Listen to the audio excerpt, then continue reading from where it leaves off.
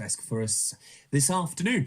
Now, let's talk more about this seal, because the Somerset Levels are known for their nature, the wildlife, of course, particularly its fantastic bird population. But how about seals?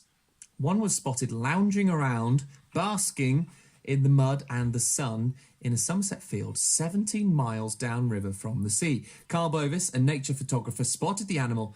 I spoke to him a bit earlier on and asked how he came to see this seal. I have to confess, I didn't find it myself. I had a message on my Facebook nature page by a local lady that follows it, Millie Burt, and she told me that she'd just driven down past the river and had seen a seal on the riverbank. Now, this is the river parrot, is it? Yeah, the river parrot, that's right, yeah. So it'd come quite a long way inland then, through Bridgewater. Cool, yeah. I worked it out that using Google Maps, that it's 17 miles downriver. I tell you what, that's good going, isn't it, to get 17 miles inland? That must have taken a big exactly. And not only that, it's a common seal, which, is not actually common around Somerset. It's like a more of a northern seal, like Scotland and northern England. Somerset coast tends to have grey seals. So this common seal is even more unusual to even be in Somerset, let alone 17 miles up a river. Despite its name. Still very rare. That's right, yeah. Goodness me. How do you think it came down to the Somerset area and the Bristol Channel then? I haven't got a clue, to be honest. But, like anything, that things can move about. The waters are, there's nothing stopping them going wherever they like, really. They just have their preferred areas and they tend to congregate together on the coast. But this one has somehow got down to Somerset and got all the way down the River Parrot. Well, who can blame it? Going on a nice holiday down south for the summer, enjoying the nice weather? I know, and it seemed perfectly happy on the bank when I found it. It posed for photos, and it didn't mind me being there at all. Carl, I've got your photos in front of me here. Now, I'll describe them. Obviously, we're on radio, but obviously, it's very muddy because the Parrot is quite a muddy river, isn't it? Right. But it's having the time of its life. It's got almost a smile on its face, I'd say, basking in the sunshine.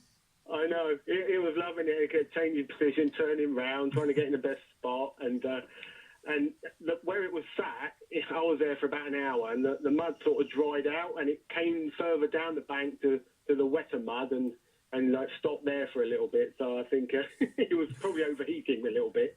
Now, what do the experts reckon? Is this poor seal, does it need help getting back to the sea, or is it okay? Well, apparently the RSPCA, I didn't contact them, but they have been contacted, and they weren't too concerned. I mean, it looks quite healthy, and from what I found out recently from locals, it's actually been around for about a month. Oh, you've been enjoying Somerset for quite a few weeks. So that would suggest that it's feeding quite well. Yeah. And it's quite happy where it is. Yeah, well, it certainly doesn't look too skinny from the pictures, but then seals are quite large animals, aren't they? Quite rotund. That's right, yeah. Well, what a great story. So whereabouts were you then? Can you be more specific on the river? What villages were you near? It was near the, I don't want to go the exact detail, but it was near Boroughbridge. Yeah. So we're pretty much where the Tone meets the Parrot then, at that area. That's it, yeah. Oh, fantastic. And, I went and got my family because they've never seen seals, and took my young daughters, and they all come and saw it as well.